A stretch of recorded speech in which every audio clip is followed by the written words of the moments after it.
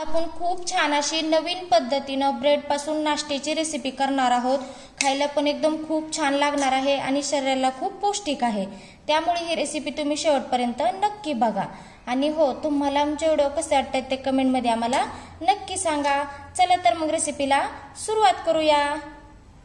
ते बघू शकता मी 8 ते 10 असे ब्रेड घेतलेले आहेत आणि ह्या ब्रेड मस्त असे आपण ब्रेड घेतलेले आहेत। आणि तुम्हाला जर जास्त ब्रेड पाहिजे असेल ना तर आणखी इथं ब्रेड घेऊ शकता आणि फक्त त्याच्यातलं जे सामान आहे ना ते जास्त वाढवायचं। तर आता आपण हे ब्रेड साईडला ठेवणार आहोत। तर इथे मी मिक्सरचं भांड घेतलेलं आहे। असा एक ब्रेड घेतलेला आहे। ह्या ब्रेडचे तुकडे आपण करून ह्याच्यामध्ये टाकायचे।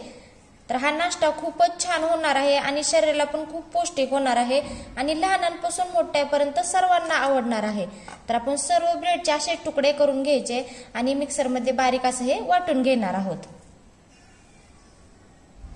तर इथे बघू शकता अशा पद्धतीने आपण ब्रेड छान असं बारीक केलेलं आहे। तर आता ह्याच्यामध्ये आपण इथं बेसन पीठ टाकून घेणार आहोत।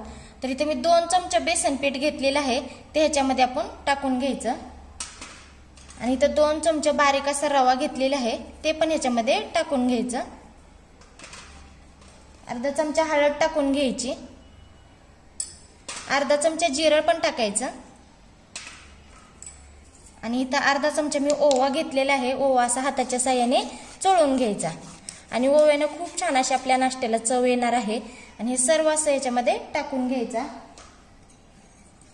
इथे मी 2 लाल मिरच्या घेतल्या होत्या त्या बारीक अशा टेचून घेतलेल्या आहेत ती पण ह्याच्यामध्ये टाकून घ्यायच्या आणि चवीनुसार मीठ पण टाकून घ्यायचं आणि सर्व असं मिक्स करून घ्यायचं। इथे चमच्याच्या साहाय्याने व्यवस्थित असं मिक्स करायचं। तर इथे बघू शकता अशा पद्धतीने व्यवस्थित आपण हे मिक्स करून घेतलेलं आहे। तर आता ह्याच्यामध्ये आपण भाज्या टाकून घेणार आहोत। इथं मी 5 ते 6 लसणाच्या पाकळ्या घेतल्या होत्या त्या अशा टेचून घेतलेल्या आहेत। इथं तुम्ही अद्रक पण ह्याच्यामध्ये वापरू शकता। इथं मी 1 कांदा घेतला होता बारीक असा चिरून घेतलेला आहे तो पण ह्याच्यामध्ये टाकायचा। इथं मी अर्धा टोमॅटो घेतले होतं ते पण बारीक चिरून घेतलेले आहे ते पण असंच टाकायचं।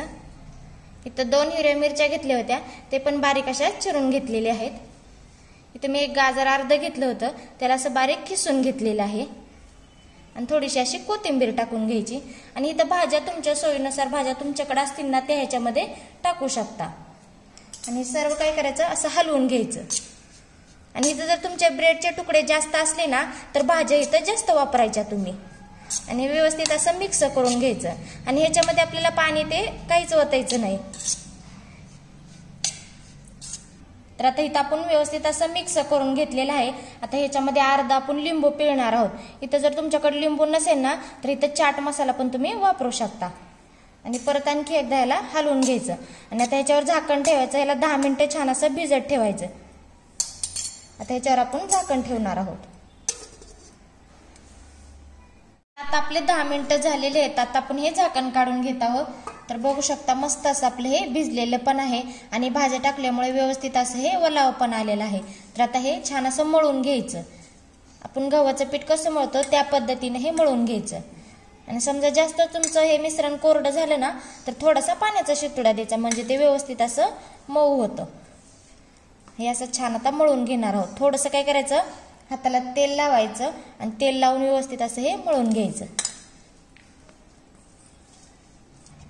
तर इथे बघू शकता अशा पद्धतीने आपण हे मळून घेतलेलं आहे। तर आता असं हाताला थोडंसं तेल लावायचं आणि ह्याच्यातला थोडासा असा गोळा काढून घ्यायचा आणि ते असा दाबून घ्यायचा, गोल गोल करायचा त्याला।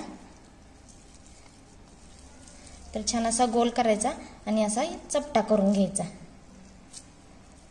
आणि ह्याला गोल असा आकार द्यायचा। तर हे बघा अशा पद्धतीने आपण सर्व पिठाचे असेच करून घेणार आहोत। तर इथे बघू शकता अशा पद्धतीने आपण हे तयार करून घेतलेलं आहे। तर इथे गॅसवर एक कढई ठेवलेली आहे त्यामध्ये तेल टाकलेले आहे। तेल हे चांगलं असं आपण गरम करून घ्यायचं। तर आता इथं आपलं तेल गरम झालेलं आहे। गॅस आता आपण मध्यम ठेवलेला आहे। तर आपण जे तयार करून घेतलं होतं ना ते ह्याच्यामध्ये आपण टाकून घेणार आहोत आणि मध्यम गॅसवरती चांगलं असं लालसर होईपर्यंत आपण याला तळून घेणार आहोत। थोडंसं तेल असं वरून टाकायचं आणि त्या गॅस हा मध्यमच ठेवायचा।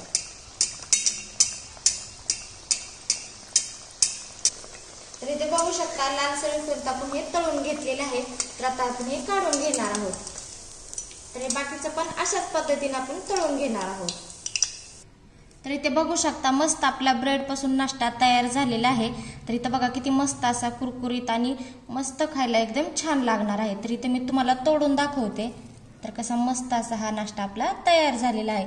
ही तुम्ही शेजवानी चटणी बरोबर किंवा असा खाल्ला तरी पण खूप छान लागतो. ही रेसिपी तुम्ही घरी नक्की ट्राय करा आणि व्हिडिओला लाईक आणि सबस्क्राईब करायला विसरू नका आणि घंटीचं बटन अवश्य दाबा.